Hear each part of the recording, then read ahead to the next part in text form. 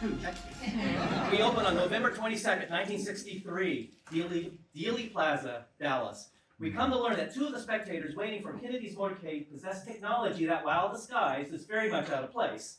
These are time travel agents named Glenn and Annette. They receive orders to identify an intruder and discover that this intruder is a Southern lady dressed for the 60s in a robin's egg colored jacket.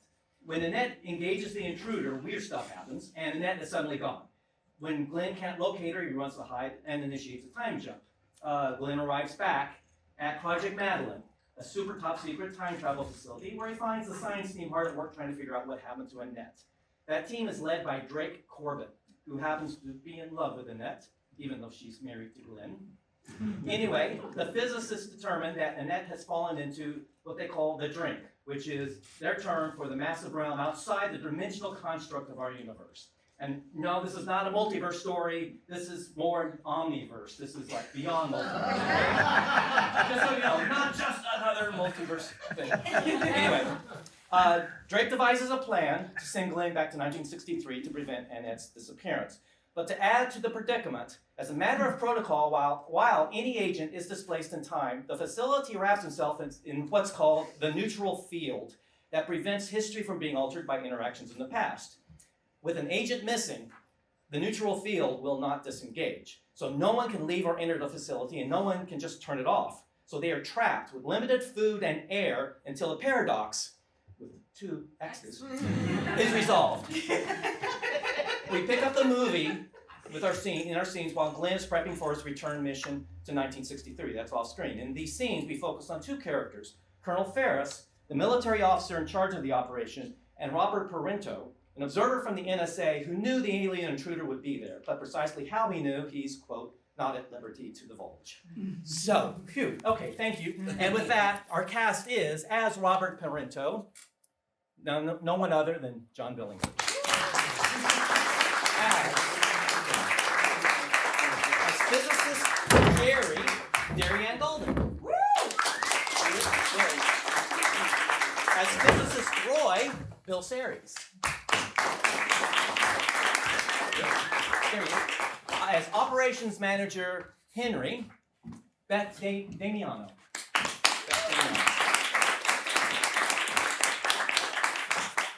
As engineer Maurice, Bill Baylor. And as Colonel Ferris, the only actor I ever had in mind to play this role, Benita Friederici. Shortly after an extensive briefing before the entire facility staff, Colonel Ferris has called Parinto into her office for a private discussion. We did not fully address the elephant in the room earlier. Which elephant is that? Let me preface by saying we know there are intruders out there. Hell, we're an intruder. But at practically every major historical event we visited, there are others. Just there, observing. We don't know if they're human or something else. All we know is that they are physically out of sync with the environment, and that's how we can detect them. But we don't approach them, and they don't approach us. And they've never shown any intention of interfering until now. I know you are not at liberty to divulge blah, blah, blah, but one persistent question keeps haunting our preparations for Glenn's next outing. What would have happened if we had not engaged the intruder in Dealey Plaza?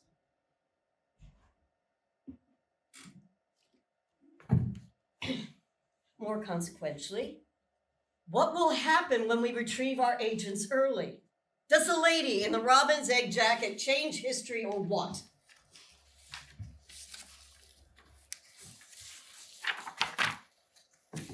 I actually don't know what the intruder's purpose was or is, and I don't know exactly where the intruder comes from. All I know is we received intelligence about an incursion. Incursion? Don't ask me about the nature of it. That is way beyond my pay grade. But it is very important for us to send the message that we are not going to sit idly by and let interlopers run roughshod over our affairs. Should we alter Glenn's mission? No.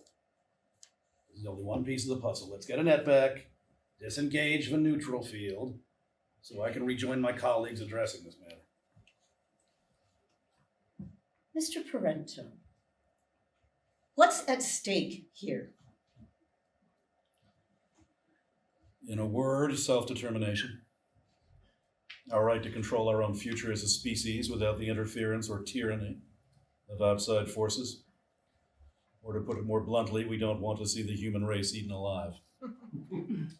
Literally? Maybe. Jesus. Jump ahead to Glenn's subsequent mission blows the power at the facility after an encounter with a fake Lee Harvey Oswald. But our present characters do not know that. And Glenn is also lost to the massive omniverse. After power is restored, Drake determines a way to recover their missing colleagues, but it involves going out into the drink himself while remaining connected to the facility in real time, which is unfortunate because he doesn't know how long this will take. Colonel Ferris begrudgingly approves the plan in the middle of the night, and Drake embarks into this extra-dimensional unknown. With the neutral field remaining in place for who knows how long, nerves are getting very frazzled. Interior, mission control room. Jerry, Roy, Colonel Ferris, and Parento view a screen showing something akin to a very weak television signal. Why are there no images? Can't be sure. We've never transmitted signals under these conditions before. But the nature of the patterns do change every now and then, so we know something is going on. This isn't just static. Wish you would have consulted with me before deciding to embark upon this. Why didn't you wake me? You are non-essential. Non-essential? By definition, non-essential. So what do we do? What are we waiting on? Drake speaking. When we see that, we can pull him in.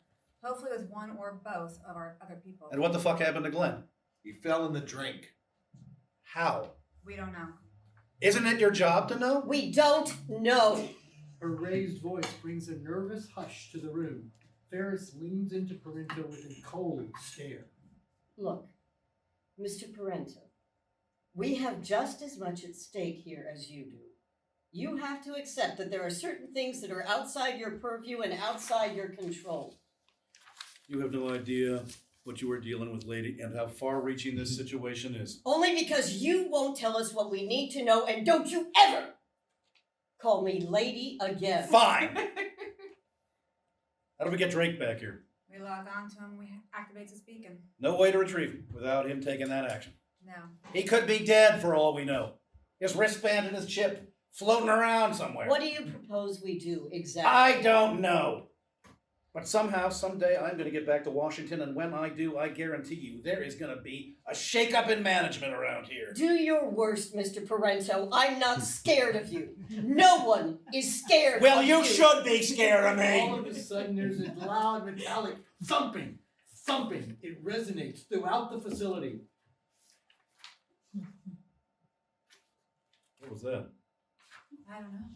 We had More thumping. Thumping. an earthquake? That would not be a thing right now.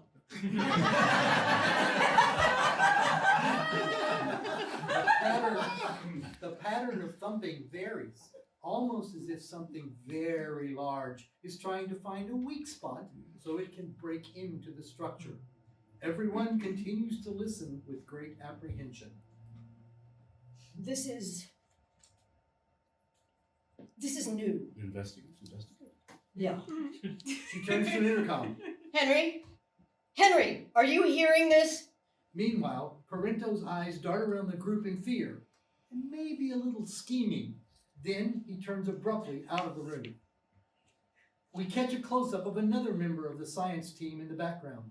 This is Maurice, and he's got a slightly shifty look in his eyes as well.